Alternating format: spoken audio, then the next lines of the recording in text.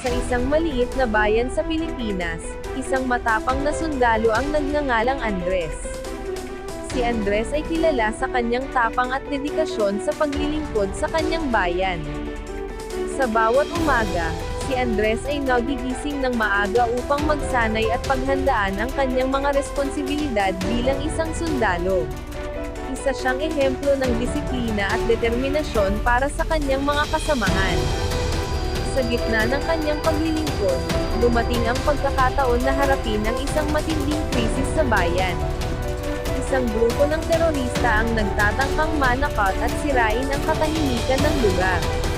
Walang pag-aatubiling sumabak si Andres sa laban, handang ipagtanggol ang kanyang bayan mula sa anumang panganib. Sa kanyang pagsasanay at karanasan, nagtagumpay si Andres sa pagtutol sa mga terorista. Ngunit sa likod ng tagumpay na ito, siya ay nagtutok pa rin sa kanyang pangunahing misyon, ang pagprotekta sa kanyang mga kababayan at pagpapalaganap ng kapayapaan. Sa bawat hakbang ng kanyang paglalakbay, si Andres ay nagiging inspirasyon sa iba na sundan ang kanyang yakap ng tapang at pagmamahal sa bayan. Ang kanyang kwento ay naglalaman ng diwa ng pagiging isang tunay na bayani at tagapagtanggol ng katarungan.